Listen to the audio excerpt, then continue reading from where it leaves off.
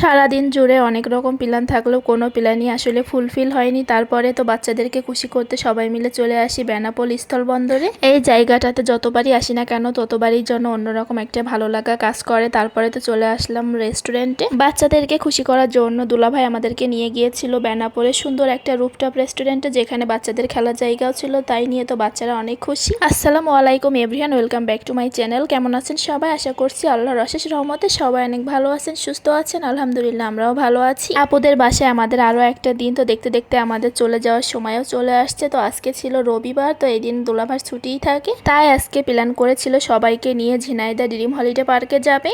তারপর অবশ্যই সবার শরীরটা একটু খারাপ ছিল, আর আমিও বাবুকে নিয়ে একা একা এত দূরে যেতে হবে তার জন্য আমিও একটু রাজি হয়নি। আপুদের বলছিলাম যে আপুদের যেতে, তো আমি বাসায় থাকি কোনো সমস্যা নাই, কিন্তু আপুরাও আর যায়নি। তারপরে বলছিল যে যশোরে যাবে, তারপর যশোরেও আর যাওয়া হয়নি, কারণ আপুও যেতে চাচ্ছিল না, বলছিল যে শরীরটা ভালো লাগছে না। তো ঝিনাইদহ যাওয়ার প্ল্যানটা ক্যান্সেল হওয়াতে যশোরে যাওয়ার প্ল্যান হয়েছিল। তারপরে তো আপু দুপুরের দিকে এসে বলছে যে এখানেও যাবে না। তার জন্য কিন্তু আগে থেকে মাংস বের করে রাখছিল যে রান্না করে নিয়ে যাবে, তো বিরিয়ানি রান্না করে নিয়ে যেতে চাইছিল, কিন্তু ওখানে আর যাওয়া হয়নি। তাই জন্য তো দুপুরের খাবারটা খেতে হবে, তাই ওই মাংসটা দিয়ে এখন দুপুরের জন্য বিরিয়ানি রান্না করছিল। তো এটা গরুর মাংস ছিল, তো গরুর মাংসটা তো সিদ্ধ হতে অনেকটাই সময় লাগে, তাই আপু প্রেসার কুকারে কয়েকটা সিটি দিয়ে সিদ্ধ করে নিয়েছি। তারপরে এখন পেঁয়াজ আর বিরিয়ানির মশলাটা দিয়ে মাংসটা ভালো মতো কষিয়ে নিচ্ছে। তো মাংসটা কিন্তু প্রায় সিদ্ধ হয়ে গিয়েছে। তো এখন মাংস থেকে ভালো করে তেল উঠে আসার পর এখানে মাংসগুলো তুলে রেখে ওই তেলের ভিতরে পোলাও চালটা ভেজে নেওয়া হচ্ছে। তো বিরিয়ানিটা রান্নার জন্য কিন্তু এই চালটা আগে থেকে ভালো করে ধুয়ে তারপরে পানিতে 20 থেকে 15 মিনিটের মতো ভিজিয়ে রাখা হয়েছিল। তারপর চালগুলো একটা ছাঁকনিতে নিয়ে ভালো করে পানিটা ঝরিয়ে নেওয়া হয়েছে। তারপর এখন চালগুলো একটু ভালো করে ভেজে নিচ্ছে, তাহলে কিন্তু রান্নার পরে চালটা অনেক ঝরঝরে হবে। তো এই চাল ভাজার কাজটা আমিই করছিলাম, কারণ রান্নাটা আজকে আপু আর আমি দুইজন মিলেই করছিলাম। তারপরে এখানে চালটা ভালো করে ভেজে নেওয়া হয়ে গেলে এখানে গরম পানি দেওয়া হয়েছে। তো ফুটন্ত গরম পানি, চাল যতটুকু পরিমাণে ছিল তার থেকে ডাবল পানি দেওয়া হয়েছে। তারপর এখানে দিয়ে দিয়েছি স্বাদ মতো লবণ আর কিছু কাঁচামরিচ। তো কাঁচামরিচটা গোটাই দিয়েছি। বিরিয়ানিটা চুলায় দমে বসিয়ে দিয়ে আমি এখন কিচেনের যে বেলকুনিটা ওইখানে এসে দাঁড়ালাম। আর এখানে এসে দাঁড়ালে তো ভালোই লাগে, কারণ চারিদিকটা এত বেশি সবুজ যে দেখতে একদম চোখটা জুড়িয়ে যায়। তারপর আবার চলে আসলাম বিরিয়ানিটা কতদূর হলো দেখার জন্য। তো এর ভিতরে কিন্তু চালটা ভালোভাবে সিদ্ধ হওয়ার পর এখানে মাংসটা অ্যাড করে দিয়েছিলাম। তারপর আবারও ঢাকনাটা দিয়ে দমে রেখে দিব 10 থেকে 15 মিনিটের মতো। তারপর এইদিকে এসে রিডিং রুমে বসে আছি আর বাইরের ভিউটা দেখছিলাম। তো এখানে আপু তোয়ার পড়াচ্ছিল, তাই আমি এখানে এসে একটু বসলাম। তারপর আবার চলে আসলাম রান্নাঘরে দেখার জন্য বিরিয়ানিটার কি অবস্থা। তো এর মাঝে এসে আবার একটু নাড়াচাড়া করে দিলাম, উল্টে পাল্টে দিলে কিন্তু সব পাশটা ভালোভাবে হয়। এইদিকে কিন্তু গোসলের টাইমও হয়ে গিয়েছে। তো আপু বলছিল যে কাঁঠাল আছে, কাঁঠাল ভেঙে দিচ্ছে সব বাচ্চাদেরকে নিয়ে খেতে, তারপরে সবাইকে গোসল করিয়ে দিতে। তাই বাচ্চাদেরকে ডেকে নিয়ে কিচেনেই বসালাম, কারণ এখানে ফ্যান আছে। তাই বলছিলাম যে এখানেই বসে কাঁঠাল খেয়ে নিতে, তারপরে ওদেরকে নিয়ে গোসল করাতে যাব। এরপর সবাই মিলে একসাথে দুপুরের খাবারটা খেয়ে নিই, তারপরে রেস্ট নিয়েছিলাম। তারপর সন্ধ্যাবেলা ঘুম থেকে উঠেছি, কারণ ঘুমাতে অনেকটাই দেরি হয়ে গিয়েছিল। তারপর ঘুম থেকে উঠে দেখি আপুরা মুড়ি মাখিয়েছে, কারণ দুলাভাই বাইরে থেকে পেঁয়াজ ও আলু চপ ঘুগনি এগুলো কিনে নিয়ে আসছিল, তো ওইগুলো দিয়েই মুড়ি মাখানো হয়েছে। তো মুড়ি খাচ্ছিলাম সবাই মিলে। আর হঠাৎ করে দুলাভাই প্ল্যান করলো তাড়াতাড়ি রেডি হয়ে নিতে, সবাইকে নিয়ে বেনাপোল বর্ডারে যাবে বলেই দুলাভাই নামাজে চলে যায়। তো বলে যে এর মধ্যেই সবাইকে রেডি হয়ে থাকতে, কারণ এসে বেরিয়ে যাবে, তা না হলে আবার বেশি রাত হয়ে যাবে। তাই এর মাঝে ঝটপট আমরা তাড়াহুড়ো করে কোনো রকমে রেডি হয়ে নিয়েছিলাম। তারপর আমরা সবাই মিলে বেরিয়ে পড়েছিলাম। তো কথা বলতে বলতে কিন্তু আমরা প্রায় বেনাপোলের বর্ডারের কাছে চলেও এসেছি। আর এই যে সব ইন্ডিয়ান ট্রাকগুলো এখানে দাঁড়িয়েছিল, তো এইগুলো কিন্তু মাল নিয়ে আসে। তো এইগুলো আনলোড করে তারপর আবার ইন্ডিয়ার ভিতরে ব্যাক করবে, তার জন্য এখানে সব সিরিয়ালে দাঁড়িয়েছিল। বেনাপোল বর্ডারে আসলে একমাত্র এই ইন্ডিয়ান ট্রাকগুলো দেখতে পাই, আর এইগুলো কেন জানি দেখতে আমার কাছে অনেক ভালো লাগে। আগে এই ইন্ডিয়ান ট্রাকগুলো সিনেমাতে অনেক দেখেছি, তো এখন সামনাসামনি দেখতে ভালোই লাগে। যদিও বা কখনো ইন্ডিয়াতে যাওয়া হয়নি, তবে ইচ্ছা আছে যদি কখনো বর্ডার আবার আগের মতো খুলে দেয় তাহলে হয়তো বা যাওয়া হবে। তো এখানে রাতের বেলা এসে ভালোই লাগছিল, কারণ চারিদিকটা নিরিবিলি ছিল। আর এখন যেহেতু বর্ডারগুলো বন্ধ, এর জন্য কিন্তু তেমন একটা চাপও থাকে না, চাপটা খুব কমই থাকে। তো আগে আসলে দেখা যেত এখানে অনেক বেশি চাপ থাকতো। তো রাস্তার পাশে দেখা যেত লম্বা করে ট্রাকের সারি থাকতো। তো এখন কিন্তু তেমন একটা গাড়ি নেই, খুবই অল্প আছে। আর তারপরেও আজকে আমরা রাতের বেলা এসেছি, এর জন্য কিন্তু এখানে তেমন মানুষও নাই, একদম খালি ছিল। তো বাচ্চারা এসে তো এখানে অনেক বেশি আনন্দ করছিল। তো এইদিকে তো আমার মেয়ে সারাক্ষণ দৌড়াদৌড়ি করছিল, সে অনেক খুশি হয়ে গিয়েছে এখানে এসে। আমরা কিন্তু এখন মেন যেই বর্ডার সেখানেই আছি। তো এখান থেকে কিন্তু সব কার্যক্রমগুলো করা হয়। তো সামনেই কিন্তু মেন গেট। তো ওই পর্যন্ত আমরা একটু সামনে থেকে আপনাদেরকে দেখিয়ে দিচ্ছি, কারণ এর থেকে ভিতরে আর যাওয়া যাবে না। তো মেয়েকে নিয়ে এবার আমার দ্বিতীয়বারের মতো আসা হলো। এর আগের বারও একবার এসেছিলাম, তো তখন বাবু অনেক ছোট ছিল, যার কারণে তেমন কিছুই বুঝতো না। আর এবার এখানে এসে তো অনেক বেশি আনন্দ করছিল, আপনারা দেখতেই পাচ্ছেন। সে ভিডিওতে কিন্তু অনেক দৌড়াদৌড়ি লাফালাফি করছিল। তা ওই যে সামনে দেখা যাচ্ছে মেইন গেট, গেটের ওই পাশে কিন্তু আর যাওয়া যাবে না। তো এখানে কিন্তু প্রতি মঙ্গলবার প্যারেড হয়, তো ওই সময় ওইখানে যাওয়া যায়। তো বর্ডারের এই জায়গাটাতে কিন্তু প্রতি মঙ্গলবার বিএসএফ আর বিজিবি মিলে প্যারেড করা হয়। তো ওই সময় দুই দেশের মানুষই এসে এখানে দেখতে পারে। আমিও একবার এখানে এসেছিলাম, তো ওই ভিডিওগুলো আমার করা ছিল, যদি কখনো পাই তখন শেয়ার করে দিব। তো আজকে আর দেখতে পাইনি, তো আমরা যেহেতু গিয়েছিলাম হঠাৎ করেই।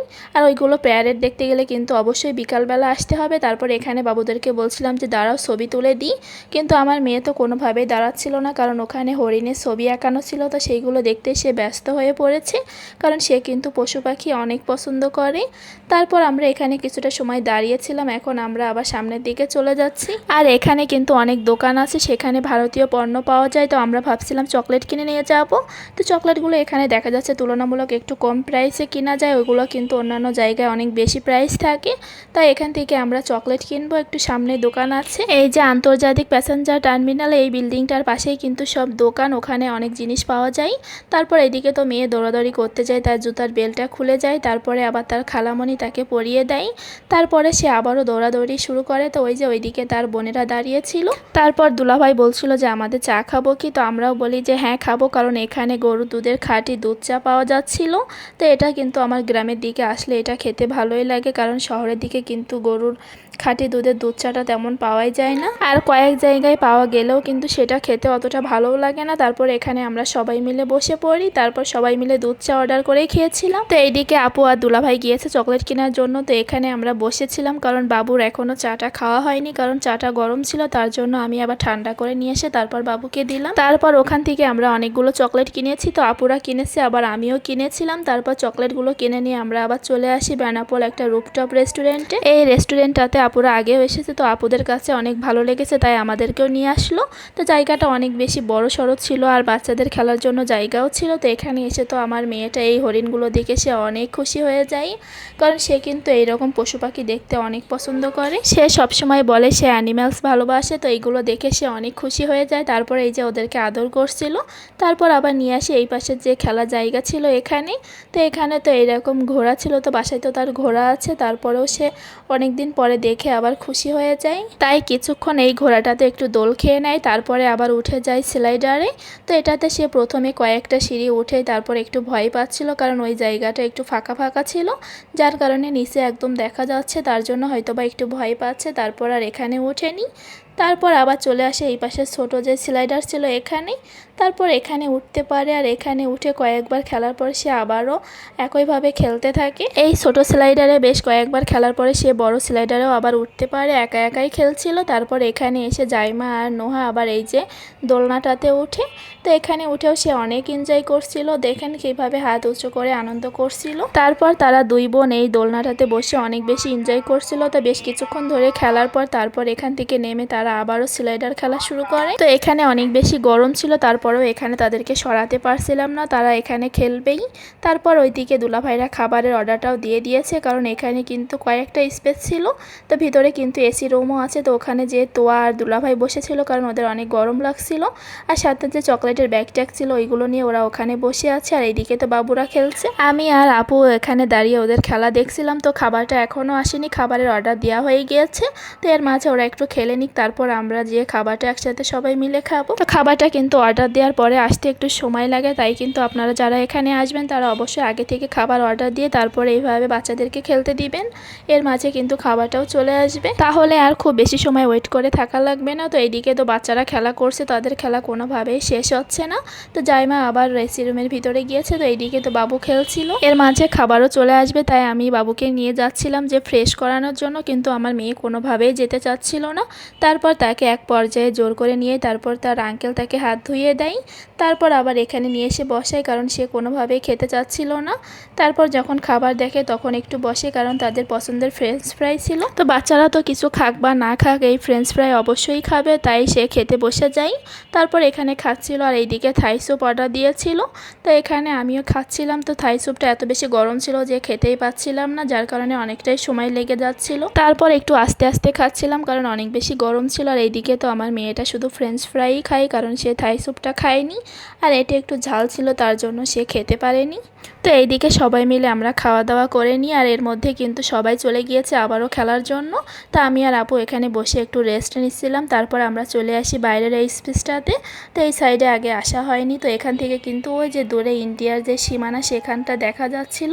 তারপর এই যে আমরা কিন্তু এখান 6 থেকে 7 তলার ওপরে ছিলাম, আমার আসলে এখন শিওর মনে নাই, কারণ এটা বেশ কিছুদিন আগের ভিডিও ছিল। তো এখান থেকে কিন্তু রাস্তাটা খুব সুন্দরভাবে দেখা যাচ্ছিল। এটা ছিল বেনাপোল হাইওয়ে রোড, আর এটা কিন্তু একদম রোডের পাশে এই রেস্টুরেন্টটা। তো এটা ছিল দ্য সানরুফ রেস্টুরেন্ট।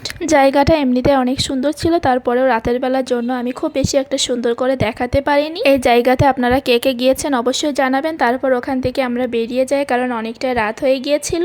তারপর আবার একটা ইজি বাইক নিয়ে নিই, তো আমরা এখন বাসার দিকে চলে যাচ্ছিলাম। তো এই যে বেনাপোল বর্ডারে যে গেট, সেটা তো আপনারা বেনাপোল বর্ডারে যেতে গেলে কিন্তু এই গেটটা অবশ্যই দেখতে পাবেন। এখানে যারা আসে তারা একবার হলেও এই গেটটার সামনে ছবি তোলে, তো আমাদেরও আগে অনেকগুলো ছবি তোলা ছিল। তো যাওয়ার সময় এরকম আরও একটা সুন্দর রেস্টুরেন্ট চোখে পড়লো। তো রেস্টুরেন্টটা অনেক সুন্দর করে লাইটিং করা ছিল, যার জন্য দেখতে অনেক সুন্দর লাগছিল। তারপর এইদিকে বাসায় আসতে আমাদের প্রায় 30 থেকে 40 মিনিটের মতো সময় লেগে যায়। তো আসার পরে আপু আবার তাড়াতাড়ি রান্না বসিয়ে দেয় রাতের খাবার, তাই বেশি কিছু আর দরকার পড়ে না। তাই জন্য আপু ছাদ বাগানের সবজি দিয়ে বেশি করে তারপরে খিচুড়ি রান্না করে নেয়। তো রাতের বেলা গরম গরম খিচুড়ি তার সাথে ডিম ভাজি খেতে কিন্তু অসাধারণ লেগেছিল। আর সত্যি বলতে আপুর হাতের এই খিচুড়িটা খেতে অনেক মজার হয়েছিল। বাচ্চারাও তো সবজি খেতে চায় না, কিন্তু এই খিচুড়িটা অনেক মজা করেই খেয়েছে। তো এত বেশি মজার হয়েছিল যে আপু পরের দিন সকালবেলা আবারও এই খিচুড়ি রান্না করে। আজকের মতো বিদায় নিচ্ছি, আল্লাহ হাফেজ।